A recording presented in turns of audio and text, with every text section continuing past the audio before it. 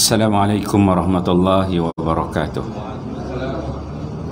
Alhamdulillahirabbil alamin wassalatu wassalamu ala asyrafil anbiya'i wal mursalin wa ala alihi wa sahbihi ajma'in. Subhanaka la ilma lana illa ma 'allamtana innaka antal alimul hakim. Wala haula wala quwwata illa billahil aliyyil azim. Rabbi ishrah li sadri wa yassir li amri wahlul 'uqdatam min lisani yafqahu qawli. Allahumma 'allimni ma jahiltu wa zakkirni ma nusitu, amma ba'd. Yang dikasihi tuan-tuan imam, tuan-tuan Bilal, tuan-tuan Siap, pengurusi surau, ahli jawatan kuasa surau, para asatizah, para tuan-tuan guru, para habaib, muslimin, muslimat, hadirin hadirat yang kasih Allah sekalian. Alhamdulillah, syukur kita kepada Allah Subhanahu wa taala dengan limpah kurnianya dapat sama-sama kita salat maghrib berjemaah. Seterusnya Allah memberikan kepada kita kelapangan waktu untuk duduk sama-sama dengar kuliah maghrib pada malam ini. Moga-moga kehadiran kita ini banyaklah malaikat yang turun yang mendoakan kesejahteraan, yang mendoakan rahmat bagi kita semua.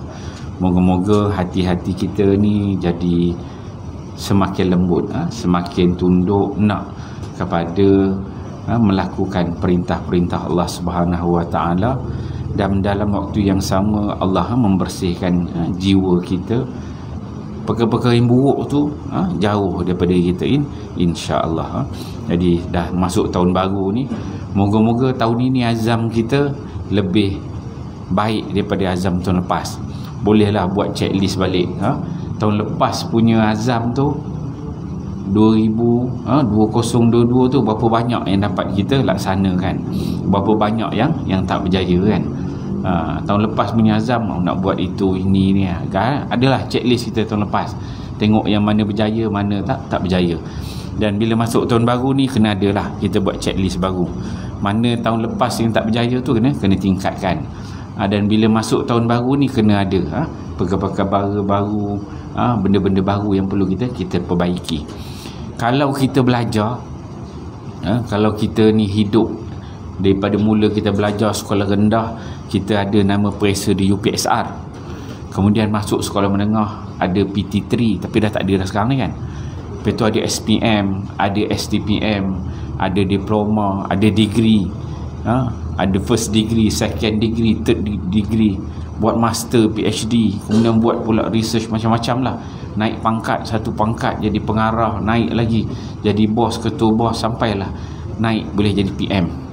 Walaupun sebelum masuk PM tu kena masuk penjara dulu kan, akhirnya jadi PM juga kan. Alhamdulillah. Maksudnya kehidupan kita ini dia akan melalui fasa-fasa itu. Semua orang tu daripada rendah, daripada tak reti belajar sampai pandai. Begitu juga dalam, kalau kita ni dah jadi orang layman, orang biasa ni kena ada. Setiap tahun tu kena ada yang kita gariskan untuk tahun 2023 ni kena ada. Kita plan sebenarnya apa? Ada penambahbaikan yang kita nak buat. Mungkin tahun 2022 kita semayang tahajud sebulan sekali. Tahun 2023 ni kena tambahlah seminggu sekali. Kalau dah seminggu sekali, mungkin kena selang malam, satu malam sekali. Kalau dah boleh selang satu malam sekali, maka kita tingkatkan tiap-tiap malam.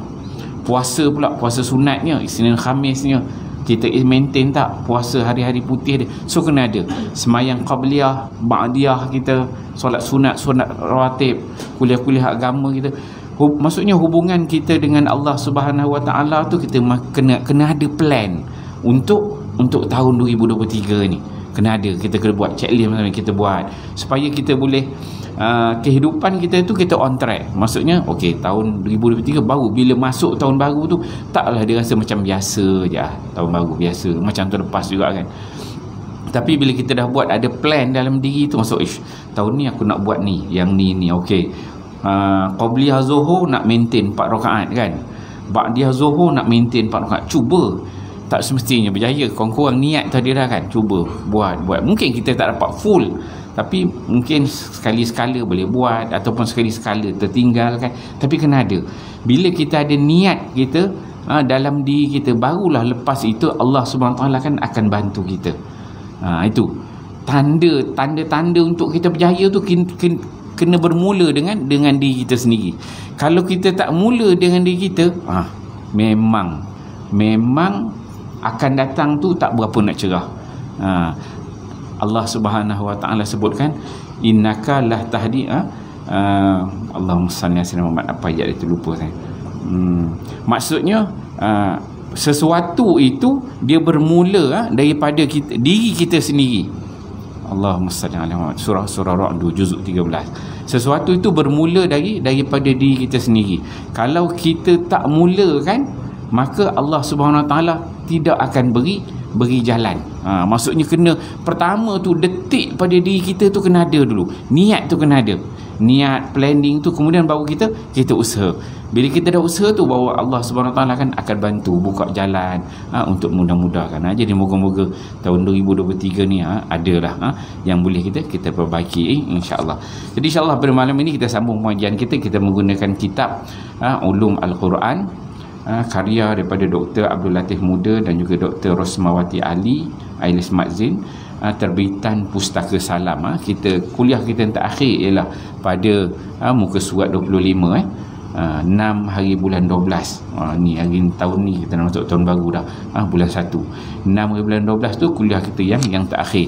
Dan kuliah kita yang terakhir kita masih dalam tajuk yang membicarakan tentang bahagian yang kedua, bahagian B, metod dokumentasi Al-Quran, kaedah pengumpulan Al-Quran. Pengarang bawakan tentang dokumentasi pada zaman Nabi, zaman Abu Bakar, zaman Osman, kita bincang. Kemudian tahap dokumentasi Al-Quran itu, faktor pengumpulan zaman Nabi, kemudian metod kaedah pengumpulan dia, kemudian dokumentasi zaman Abu Bakar bagaimana, faktor pengumpulan zaman Abu Bakar bagaimana, kemudian cara pengumpulan zaman Abu Bakar, kemudian dia masuk zaman Saidina Osman, zaman Umar Al-Khattab dia tak ada sangat, tapi saya dah cerita sikit. Kemudian dia masuk topik yang ketiga, dokumentasi pada zaman Osman. Ini muka surat 25. Jadi kita masuk tajuk ni, topik yang ketiga, dokumentasi zaman Osman, Osman bin Affan. Kata pengarang, generasi sahabat, saya ambil atas dia, generasi sahabat tidak mempunyai masalah dengan perbezaan qiraat. Namun begitu, masalah mulai timbul apabila wujud wilayah yang jauh daripada pusat pentadbiran Madinah dan juga Mekah. Jadi zaman Nabi SAW, zaman sahabat, bila Nabi wafat, sahabat ni dari sudut qiraat ini ada perbezaan dari sudut bacaan. Memang berbeza. Zaman Nabi pun berlaku khilaf. Saya dah ceritakan bagaimana Umar dan juga Hisham bin Hakam pernah berbeza pandangan sampai tarik baju. Pernah juga Abdullah bin Mas'ud, pernah juga Ubay bin Ka'ab, Ali bin Abi Talib. Semua mereka ni masing-masing tu ada siri-siri perbezaan bacaan yang menyebabkan khilaf, yang akhirnya berjumpa dengan Nabi SAW dan Nabi membenarkan semua bentuk bacaan tersebut, sebab semuanya ambil daripada Nabi SAW. Tapi sahabat ni dah boleh cool down dah boleh terima lah bentuk beza tu, okey, tak ada masalah. Tapi apabila Islam itu berkembang, ramai pula orang yang masuk Islam, kemudian negara Islam baru dibuka, dan kita kena faham, mereka para sahabat ni yang mengambil bacaan daripada Nabi, dia seorang macam Abdullah bin Mas'ud, dia ambil dia bentuk bacaan dia, dia baca pada Nabi, dia ni dihantar pada zaman Sayyidina Umar Al-Khattab ke Kufah, dia jadi orang Kufah. Dia ngajar Kufah, dia ajar orang Kufah bentuk bacaan yang dia belajar daripada Nabi, yang dia ambil daripada Nabi, kan? Kemudian mari pula sahabat lain, macam Zaid bin Thabit di Madinah, dia ambil bacaan daripada Nabi, dia duduk Madinah, dia ajar orang Madinah dengan cara yang dia ambil daripada Nabi. Ada beberapa tempat tak sama dengan Abdullah bin Mas'ud. Begitu juga sahabat yang dihantar ke Syam. Jadi mereka ni, setiap seorang ni memang tok guru, alim, dan juga bacaan tu sampai kepada Nabi SAW. Namun demikian, dia berlaku perbezaan. Ada kalimah, perkataan yang tak sama. Yang Quran itu yang saya sebutkan, unzilal Quran ala sab'ati ahruf faqra'u ma tayassara minhu. Quran turun dengan 7 huruf, Yang 7 huruf tu mudah kita nak faham, kepelbagaian bentuk bacaan dan juga ada juga huruf-huruf perkataan yang berbeza, maka Nabi sebut faqra'u ma tayassara minhu, maka baca apa yang mudah, untuk kamu. Dan Nabi dia pesan wala tumaru fil Quran fa innal mir'a kufrun. Nabi pesan jangan kamu berbalah tentang bentuk bacaan.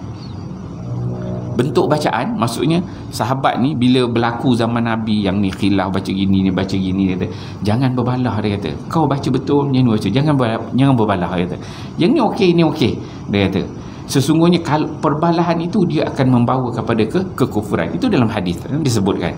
Jadi bila sahabat faham tu kerangka tu berbeza tu, okey, sahabat boleh terima walaupun ada khilaf. Maka apabila generasi tabi'in yang belajar daripada sahabat, yang mana dia contohnya Kufah, dia buka satu madrasah jadi tok guru besar, kat situlah dia Abdullah bin Mas'ud ni ajar. Kan, jadi dia ngajar orang yang belajar tu dia akan ta'assub. Ini sifat manusia. Kita lah kalau kita belajar dengan satu tok guru, kita ta'assub dengan tok guru tu kan, tak jumpa pula tok guru lain kan. Kalau zaman sekarang ni orang boleh tengok dekat YouTube, boleh kat Google, boleh cari kan, macam-macam pandangan dapat. Tapi zaman tu tak ada lagi. Tapi apabila mereka ni dah belajar, dah khatam, dah orang kata dah mutqin dengan satu-satu bentuk bacaan itu, pegang kuat, tiba-tiba bila pergi perang, maksudnya ada perang wakil daripada Kufah, wakil daripada Basrah, ni belah Iraq lah, wakil daripada Syam, wakil daripada Dimash belah Syam sana, wakil daripada Hims tu juga besar dulu, belah Syria sana. Maka wakil-wakil ni bila pergi, tok guru mereka ni mempunyai wajah bacaan yang berbeza. Jadi bila duduk perang tu, masing-masing duduk dengan geng dia lah. Geng dia, bila geng ni bila jumpa ni, dia ialah manusia kan, dia nak tunjuk geng dia ada qari tukang baca kan, geng sana apa tengah baca, orang sana baca, orang sini baca. Lepas tu boleh tengok bacaan tu berbeza antara geng ini dengan geng ini. Yang ni baca huruf ini, yang ni baca perkataan ni, dia mula sampai peringkat disebutkan sampai peringkat kafir mengkafir. Itu yang hadis Nabi sebut tadi, wala tumaru fil Quran fa innal mir'a kufrun, itu memang berlaku. Walaupun Nabi dah sebut zaman Uthman bin Affan dibuktikan memang berlaku. Ada kalangan tabi'in pada ketika itu yang mereka ini masing-masing mempertahankan bacaan mereka apabila pergi perang dengan kumpulan masing-masing. Dia pertahankan, kumpulan aku bacaan betul, kamunya kumpulan bacaan tak betul, sampai golongan ini kafir yang ni mengkafirkan ni.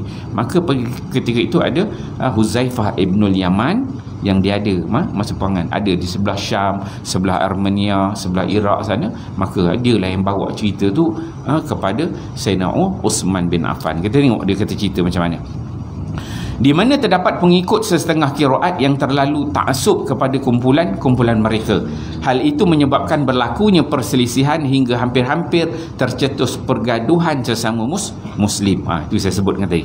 Tengok satu, faktor penulisan resam Uthmani. Baru dia masuk. Ini baru dia pergi ada perkataan resam Uthmani. Sebelum ni kita tak jumpa. Kalau tuan-tuan tengok, sebelum ni dia tak ada perkataan resam Uthmani. Ada? Tak ada tajuk sebelum ni. Ni baru ada perkataan resam Uthmani. Apa maksud resam? Resam ni maksud dia tu tulisan. Mudah kita nak faham. Resam al-ithru, iaitu dia adalah tulisan. Uthmani ni dinisbahkan kepada Sayyidina Uthman. Maksudnya zaman Sayyidina Uthman ni lah satu bentuk penyelarasan tulisan. Tulisan diselaraskan supaya Quran itu boleh dibaca dengan semua orang ambil standard yang sama. Zaman Sayyidina Uthman. Zaman Sayyidina Uthman lah. Maka kalau sekarang kita tengok Quran, resam Uthmani. Sebab perubahan tulisan tu paling besar berlaku pada zaman Sayyidina Uthman. Tapi sebenarnya sebelum tu dah berlaku perubahan. Pada zaman Nabi sendiri dah berlaku perubahan.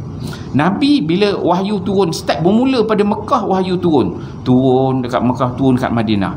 Kemudian berlaku khilaf, dah banyak bentuk bacaan. Perubahan yang pertama, dia punya level yang pertama ulama letakkan adalah ketika mana berlakunya al-ardu al-akhirah. Al-ardu al-akhirah adalah pembentangan kali terakhir. Maksudnya wahyu turun dekat Mekah, dekat Madinah pun turun. Sebelum Nabi wafat ada satu finalize Quran yang dicatat, yang dihadiri oleh Zaid bin Sabit, yang dihadiri oleh Abdullah bin Mas'ud dan juga beberapa orang sahabat. Pada Ramadan terakhir itu Nabi SAW dia talaki 2 kali dengan Jibril.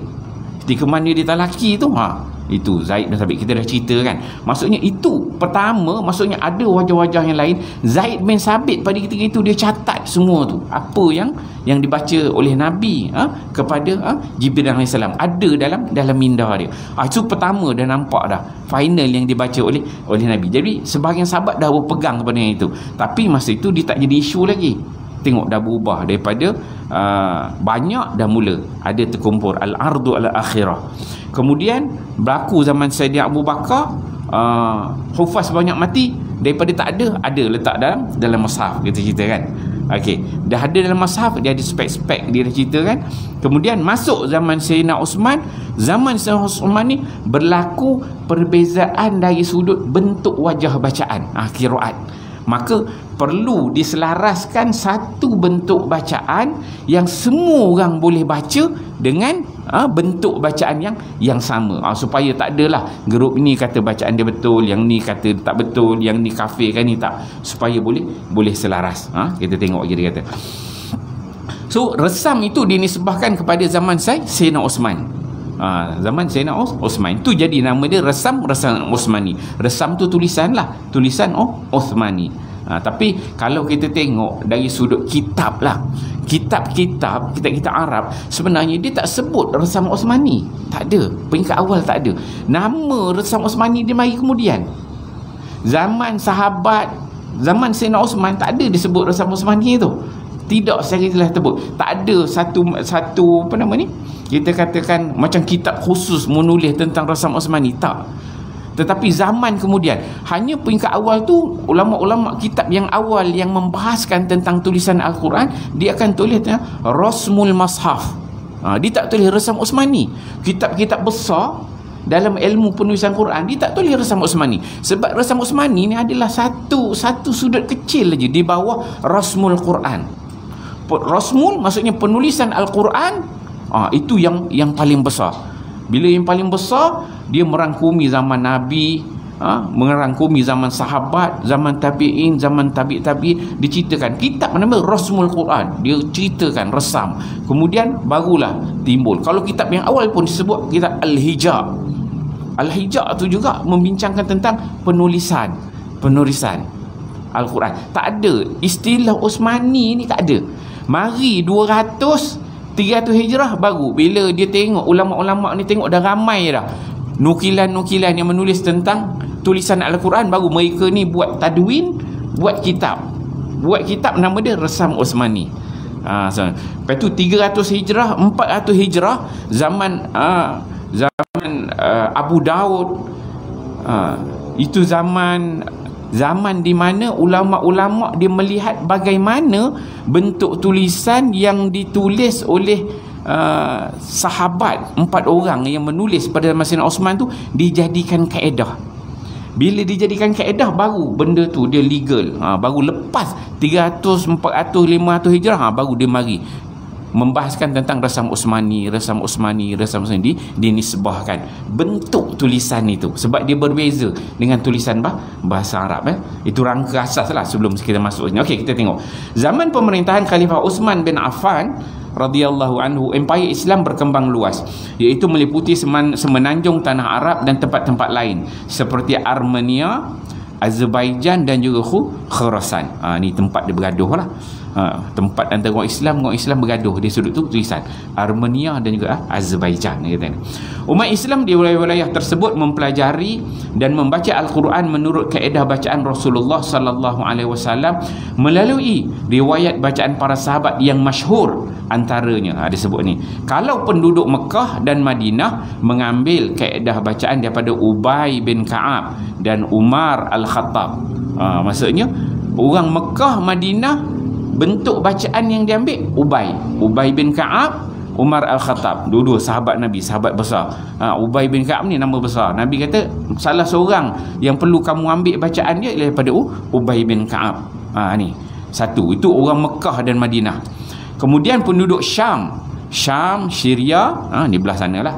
Syria, Syam, Dimask, Hims, itu semua belah sana tu. Mengambil kaedah bacaan daripada Uthman bin Affan dan juga Abu Darda. Kemudian penduduk Basrah ni sebelah Iraq lah. Basrah mengambil kaedah bacaan daripada Umar Al-Khattab, Ubay bin Ka'ab, Zaid bin Thabit, Uthman bin Affan, Ali bin Abi Talib dan Abu Musa Al-Ash'ari. Ramai tu. Yang lain tu bernampak dua. Kalau daripada Basrah, Umar, Ubay, Zaid, Uthman, Ali dan juga Abu Musa Al-Ash'ari. 6 orang dekat Basrah. Basrah ni belah Iraq. Kemudian penduduk Kufah ni juga Iraq. Belah Kufah mengambil kaedah bacaan daripada Abdullah bin Mas'ud, Ali bin Abi Talib, Uthman bin Affan, Ubay bin Ka'ab dan juga Zaid bin Thabit. So 5 orang juga. Kalau kita tengok zaman tabi'in yang ambil bacaan daripada sahabat dan juga sahabat ambil daripada sahabat, dia tak lari daripada nama-nama ini. Sebab itu ada tempat tu nama tu berulang. Okey.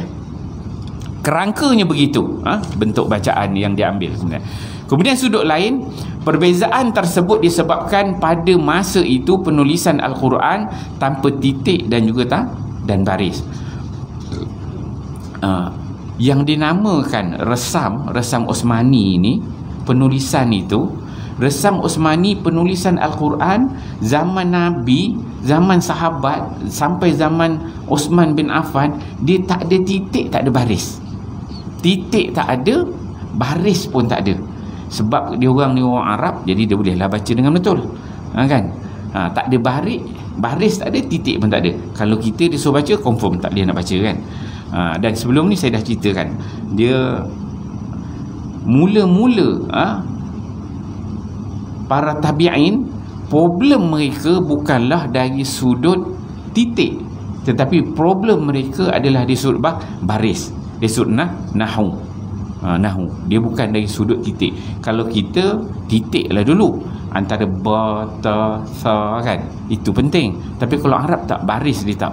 Dia titik dia tak, dia lebih kepada baris. Sebab itu nahu, bila dia baca tu, dia tengok perkataan tu, huruf-huruf tu dia boleh baca orang Arab. Cuma baris tu dia lari. Bila baris tu dia lari, dia akan menyebabkan berlaku perubahan makna. Itu dia mula pada zaman Sayyidina Ali, kemudian zaman Muawiyah, berlaku penambahbaikan dari sudut baris, dari sudut titik dan juga baris selepas zaman tabi'in. Tapi zaman Sayyidina Uthman tu memang resam Uthmani tak ada baris, tak ada titik. Satu, tak ada baris, tak ada titik. Kemudian dia huruf-huruf, cara penulisan huruf, ada diletak alif ataupun waw ataupun nun pun berbeza dengan tulisan bahasa Arab yang biasa. Kalau bahasa Arab yang biasa, dia berdasarkan pada imla, berdasarkan pada simai. Maksudnya apa yang didengar itu yang ditulis. Kalau bahasa Arab apa yang dia dengar itu yang ditulis. Kalau dikatakan maka dia ada alif, mu ada waw. Itu kaedah asal penulisan bahasa Arab. Tapi dalam penulisan Quran tidak gitu. Dia ada kaedah-kaedah dia. Bukan setakat baris dan titik. Dia kaedah dia. Nanti kita akan sebut lepas ni. Perbezaan tersebut disebabkan pada masa itu penulisan Al-Quran tanpa titik dan baris, seperti titik huruf atau baris atas atau bawah juga tanpa tanda bunyi. Maksudnya memang baris tak ada, titik tak ada, kemudian syadah pun tak ada, tanda mati tak ada, tanda mat tak ada, semua tanda tak ada. Plain aja. Saya baru ni ada di KDN lah, kita ada masaf yang masuk. Ada masaf yang masuk, dia masuk ke Sarawak daripada negara Brunei. Daripada negara Brunei, ulama-ulama kat Brunei tu rupanya ada yang hebat. Dia tulis mashaf yang tanpa baris, tanpa titik. Dia membezakan warna di antara resam Uthmani dan juga bukan resam Uthmani. Dia tulis yang resam Uthmani dia letak nama hitam, yang bukan resam Uthmani itu warna biru. Saya dia masuk bila saya meeting dengan pihak lembaga, dengan para mufti pada ketika itu, nak putuskan bagaimana ni boleh kita lepas ke tidak. Benda dah masuk, dah ada dalam 100 buah, lepas dekat Sarawak dia buat masuk. Bila dah masuk baru dia minta kebenaran. Sepatut nak masuk Malaysia tu minta kebenaran dulu. Kemudian bila kita tengok, tengok dia ada masalah. Walaupun dia punya betul lah resam dengan dot penandaan dia betul, tapi dia banyak huruf-huruf yang bercantum, adalah kaedah-kaedah yang tidak diikuti. Maksudnya ada yang ulama yang menulis bezakan antara resam dan juga dhabtul Quran. Okey. Selain itu, cara membaca Al-Quran tidak sama, di mana ia bergantung cara penulisan Al-Quran yang ada pada sahabat tertentu. Antara lain, masing-masing tetap mempertahankan dan berpegang pada bacaannya. Okey, zaman Sayyidina Uthman bin Affan, pada zaman itu 4 orang, Zaid bin Sabit dan beberapa orang sahabat lagi yang menjadi figure utama yang menulis Al-Quran. Ada ulama kata 4 mushaf. Ada yang kata 5, ada yang kata 6, ada yang kata 7 mushaf yang ditulis pada zaman Sayyidina Uthman. Jadi mushaf-mushaf ini dihantar ke Kufah, dihantar ke Basrah, dihantar ke Syam, dihantar ke Mekah, dan ada juga di Madinah. Dan ada satu naskah yang disimpan oleh Sayyidina Uthman bin Affan. Itu naskah itu dinamakan sebagai naskah Al-Imam. Naskah Quran Mushaf Al-Imam. Di Mushaf Al-Imam yang ada pada Sayyidina Uthman, dan kat Madinah ni ada satu. Itu yang dia jadi daripada 4 itu. Ada kata dekat Madinah, antara Mekah, antara Syam dan juga Basrah, 4 asal. Kemudian ada tambah lagi. Dia kata yang kelima ada pada Sayyidina Uthman. Ada yang hantar, satu lagi ada yang disebut hantar ke Bahrain. Ada yang dikatakan hantar ke Yaman, yang menyebabkan sampai 7 mushaf yang ditulis. Dan setiap mushaf yang ditulis tu dia ada perbezaan di antara satu mushaf dengan mushaf yang lain dari sudut perkataan. Ada mushaf yang ditulis dengan sari'u ila maghfiratin. Tadi yang confirmnya baris dan titik tak ada, itu confirm. Semua mushaf itu yang 7 ke 6 ke 5 ke 4 tak ada baris, tak ada titik. Itu satu aspek.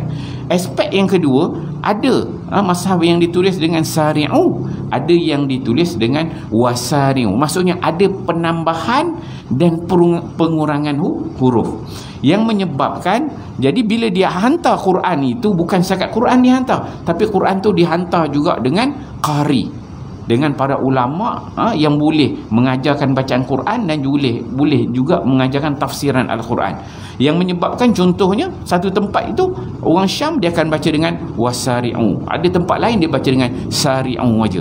Jadi tok guru itu, satu dia berpegang kepada bacaan dia yang diambil daripada Nabi sallallahu alaihi wasallam, itu yang pertama asasnya.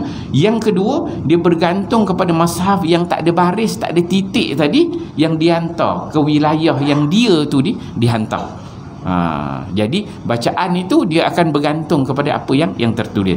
Maka fatabayanu boleh dibaca dengan fatabayanu, fatasabatu, sebab tak ada baris, tak ada titik.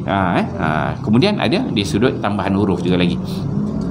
Ekorannya timbul perbezaan bacaan atau sebutan kalangan penduduk pelbagai wilayah tersebut. Dia kata, mengikut satu riwayat, perbezaan kaedah bacaan itu membawa ke kancah perpecahan. Abu Qilabah berkata, pada masa Khalifah Uthman bin Affan, seorang guru mengajar qiraat kepada murid, sementara seorang guru lain mengajar murid lain pula. Kemudian apabila setiap murid tadi bertemu, mereka akan bertengkar, dan pertengkaran itu memuncak sehingga melibatkan guru masing-masing, sehingga mereka saling kafir mengkafir. Ini yang saya sebut tadi berlaku dalam sejarah. Dia kata, keadaan yang tidak sihat itu telah disampaikan oleh Huzaifah ibnul Yaman kepada Khalifah Uthman, di mana Huzaifah mencadangkan supaya Khalifah Uthman mencari jalan untuk menyatukan kaum muslimin dengan cara menyelaraskan mushaf, iaitu agar tidak berlaku perselisihan bacaan. Ini zaman tabi'in ni dia berlaku khilaf bentuk bacaan. Kalau zaman kita ni apa yang berlaku? Apa yang berlaku sekarang ni? Orang ngaji, apa yang berlaku? Khilaf juga tuan-tuan, antara satu tok guru dengan satu tok guru. Zaman kita ni berlaku. Kalau saya tengok yang besar sikit, contohnya di antara sebelah Syam, orang Syam sama Syria, dengan sebelah Mesir. Mesir pun banyak qur'an hebat dia. Isu furjah. Furjah ni ikhfa syafawi dengan iqlab kan.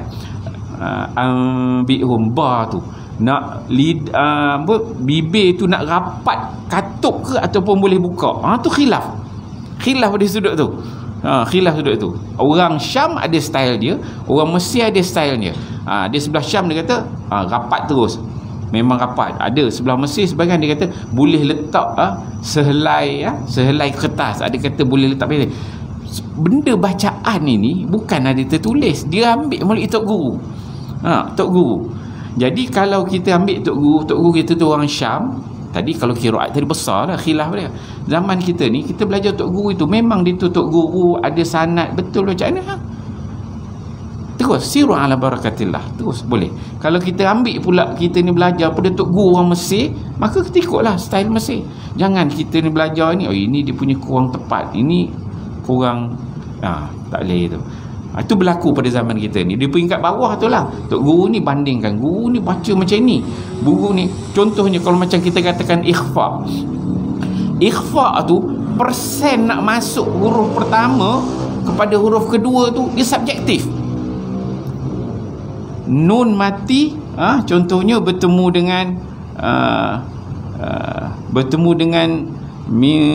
nun macam idgham kan, idgham bila idgham mal'unah. Nun nak bertemu dengan lam waw mim nun kan, nak masuk tu persen yang pertama tu 50% ke 60% ke 70%. So benda macam ini dia khilaf dalam kalangan ulama. Jadi kita dengar ada orang ni kurang dengung lah, kurang kuat dengung, yang ni terlebih dengung lah. Tu subjektif. Serupa juga kalau macam majlis menghafal Quran peringkat kebangsaan atau peringkat antarabangsa, dalam kalangan hakim yang duduk tu pun dia pun ada mazhab-mazhab masing-masing. Nak menentukan dari sudut bunyi tu dia sempurna tak dengung ke, itu juga subjektif. Kemudian nak menentukan tempat berhenti. Kalau ayat tu panjang, satu ayat tu panjang, dia ada rasul ayat, dia kepala ayat kan, mati yang tu okey. Tiba-tiba seorang qari tu cara dia berhenti dengan cara dia ambil balik, itu juga subjektif. Bila kadang-kadang berlaku dalam kalangan hakim, dia kata ini tak boleh berhenti, kurang sempurna. Ada hakim lain dia kata okey dah, sempurna dia sudut makna. Yang ni tak, dia kata tak sempurna, ini berkait dengan perkataan selepas. Itu juga berlaku khilaf.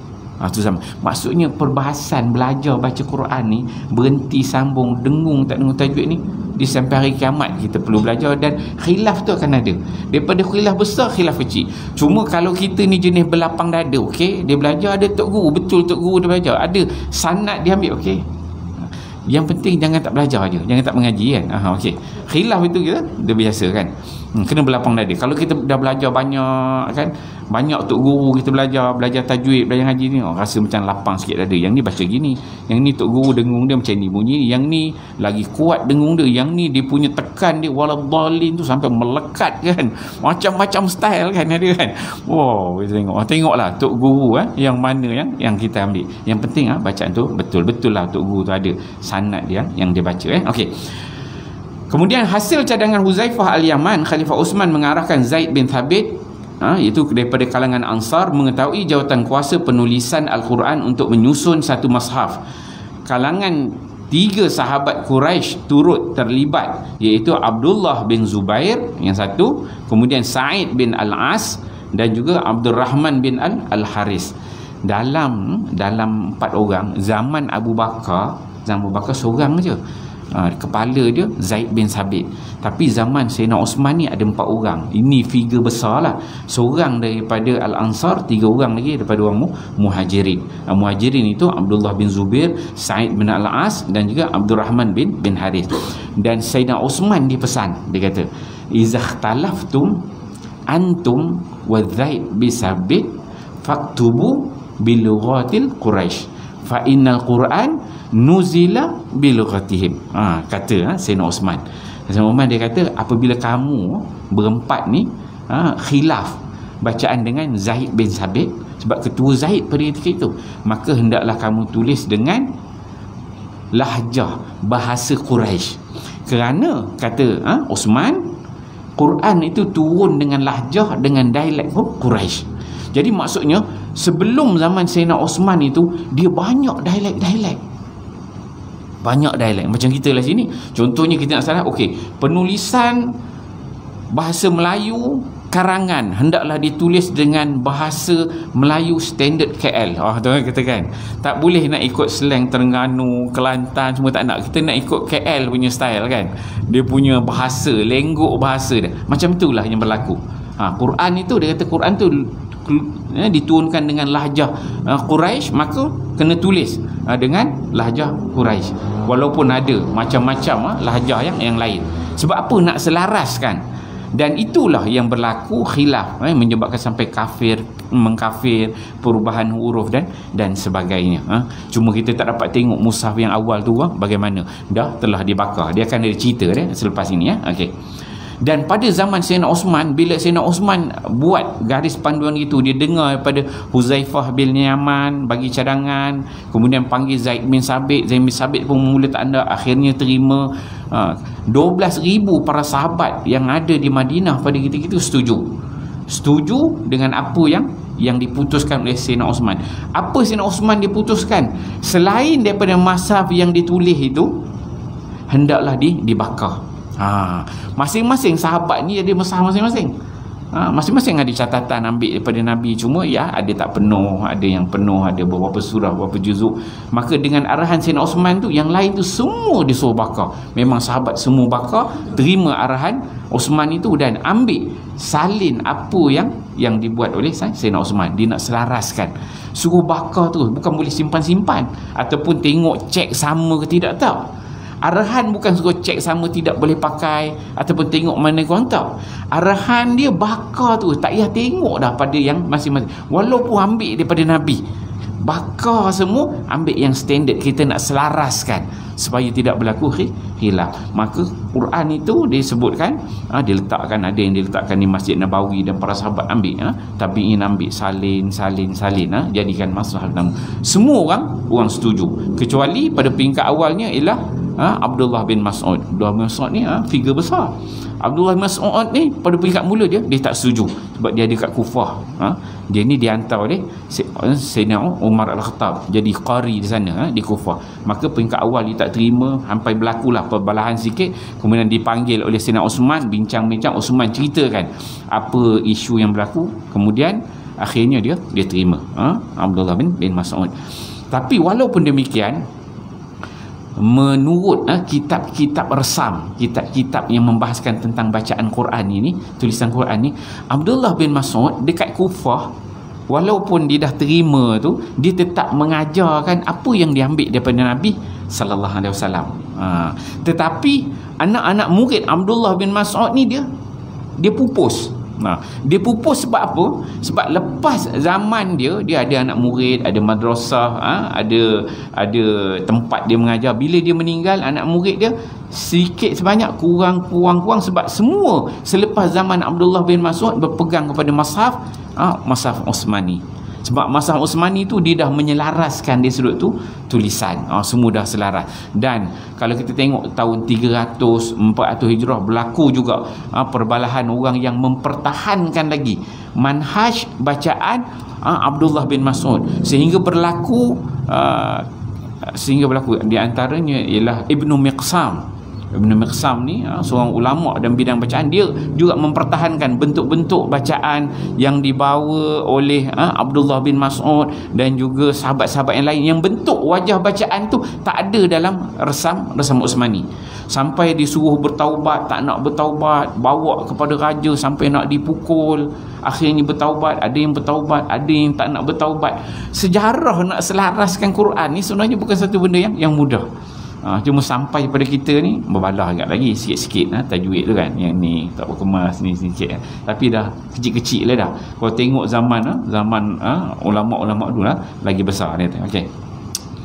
So ada 4 orang figure besar yang menjadi penulis Al-Quran pada zaman Sayyidina Osman bin Affan, iaitu Abdullah bin Zubair, Sa'id bin Al-As, Abdul Rahman bin Al-Harith dan juga Zaid bin Sabit. Okey, habis kat situ. Kita tengok metod bagaimana cara penulisan dia. Jawatan kuasa penulisan Al-Quran bertindak menyusun dan menyalin lembaran-lembaran mushaf yang diambil daripada simpanan Ummul Mukminin Hafsah untuk dijadikan beberapa naskah mashaf. Okay. Dia mashaf yang ada pada zaman Abu Bakar itu mula pada Abu Bakar ada satu kan. Lepas Abu Bakar wafat meninggal, dipindahkan kepada Umar, khalifah yang kedua. Umar bila dia meninggal, benda tu jatuh kepada Hafsah. Hafsah ni satu dia anak Sayyidina Umar, kedua dia ni juga merupakan isteri Nabi SAW kan. So ada pada dia. Osman dia tak ambil lagi sebab zaman masuk zaman Sayyidina Osman tu dengan kalut berbalahnya pembunuhan Umar kan. Kemudian pentadbiran zaman Sayyidina Osman tu agak kurang stabil kan.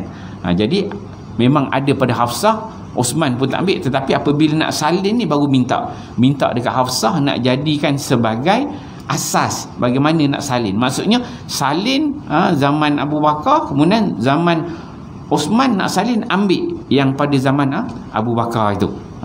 Yang asal tu disalin daripada itu, ada pada Hafsah.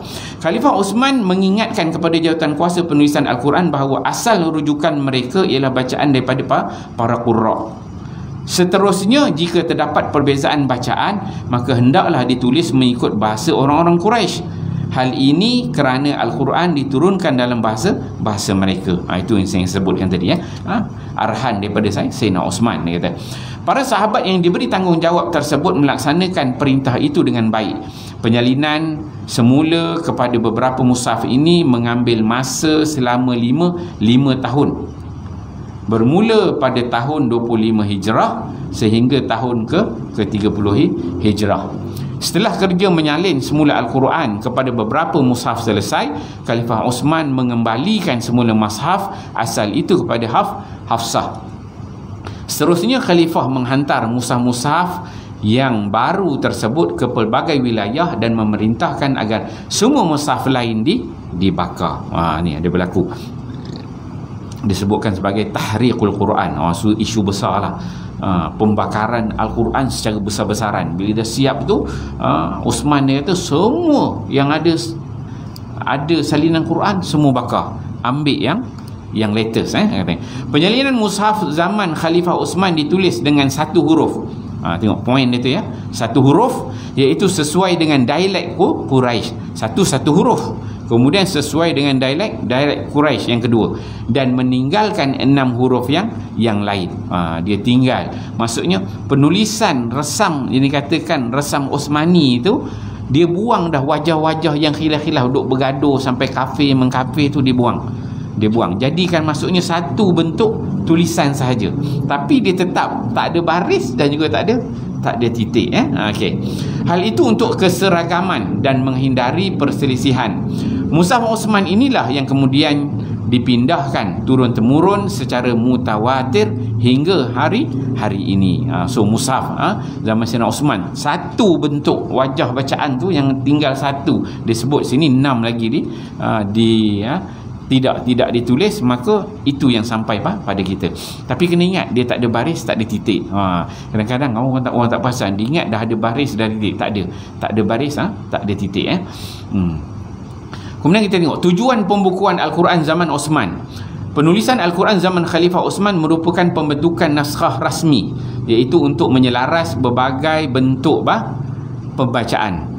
Berkat usaha Khalifah Osman, Al-Quran yang terpelihara hingga saat ini disebut dengan Mushaf Osmani. Dia zaman Osman itu, kemudian zaman Muawiyah baru diletak baris. Baris pula dalam bentuk titik. titik warna merah. Sebab Abul Aswad Ad-Du'ali lah yang main peranan, namanya Abul Aswad Ad-Du'ali.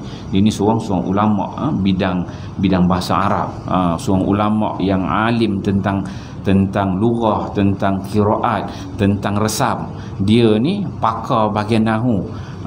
Kemudian dia inilah yang diarahkan oleh khalifah pada ketika itu untuk meletakkan baris pada mushaf Osmani tadi, yang tak ada titik, tak ada baris tadi. Dia orang pertama kena letak baris. Dan dia letak baris, cara dia letak dengan tanda titik warna merah. Titik warna merah. Kalau dia ajar, dia ada skill dia panggil ada daripada beberapa suku kaum untuk menandakan warna. Dia letakkan satu bekas besar macam baldi, dalam tu ada dakwat warna merah. Dia tak nak kacau yang resam Osmani tadi warna hitam, yang tu dia tak nak kacau sebab benda ni takut bercampur. Tak nak kacau. Jadi yang hitam tu biar warna hitam resam, kemudian yang kita nak tambah ni baris dalam bentuk titik warna merah, dia merupakan tambahan. Dia disebut sebagai dhab. Dhab ni tanda. Dia dalam penandaan. Jadi dia letakkan. Dia kata kepada tukang tanda tu, dia kata apabila aku buka mulut ba gitu, bagi atas kan, ba, maka buka mulut itu ba, letak satu titik warna merah di atas huruf. Kalau tak ba dia gini kan, rumah dia gitu kosong. Bila dia kata ba, letak satu titik atas. Titik apa? Warna merah. Kemudian kalau dia kata kalau aku tarik B, letak satu titik warna merah sebelah bawah. Itu dia kata kalau aku moncongkan mulut, bila aku sebut bu, kamu letak satu titik warna merah dekat tengah. Maksudnya kalau huruf ba gini kan, ba biasa titik dia bawah kan, tu titik ba. Ni tak ada titik, ini baris. Bila baris tu baris dhammah, baris depan, rumah dia gini, letak titik depan dia, depan huruf. Jadi titik yang dekat tengah tu tanda adalah tanda dhammah. Itu mula di surat beranak titik itu, surat beranak baris dalam bentuk titik warna merah. Dan dia kata kalau aku tarik jadi tanwin ban, dia letak ban, maka letak dua titik ke atas. Maksudnya bagi atas dua, tanwin atas. Kalau aku letak bin dua, aku tarik, letak dua titik dekat bawah warna merah. Dan bila aku moncongkan panjang tanwin bun, maka letak dua titik dekat tengah, titik warna merah. Itu surat beranak. Surat beranak baris dalam bentuk titik berwarna merah. Panjang lagi cerita tu. Kita lepas insya tadi tahlil kan. So kita break kat sini dulu, nanti saya cerita bagaimana kuliah kita akan datang. Kita akan cerita daripada dia titik itu, dia berubah menjadi baris betul. Bagaimana dia ada sejarah dia, kona sengit satu-satu tu ada sejarah dia. Kemudian cerita pula tentang titik betul, huruf ba tu titik. Bagaimana ba tu nak tentukan titik dekat bawah? Kenapa tak letak kat atas? Kenapa titik dia satu? Kenapa tak dua? Ada cerita dia, insya-Allah kuliah kita akan datang saya akan sentuh bab itu. So kita berhenti dekat sini muka surat 27. A'udzubillahi minasyaitonirrajim. Bismillahirrahmanirrahim. Alhamdulillahirabbil alamin wassalatu wassalamu ala asyrafil anbiya'i wal mursalin wa ala alihi washabbihi ajmain. Allahumma ja'al jam'ana hadza jam'an marhuma wa tafarruqana min ba'dihi tafarruqan ma'suma wa la taj'alillahumma fina wala ma'ana wala man yattabi'una syaqiyan wala matruda wala mahruma birahmatika ya arhamar rahimin. Rabbana atina fid dunya hasanah wa fil akhirati hasanah wa qina adzabannar. Wa sallallahu ala sayidina Muhammad wa ala alihi washabbihi wasallam walhamdulillahi rabbil alamin. Assalamualaikum warahmatullahi wabarakatuh.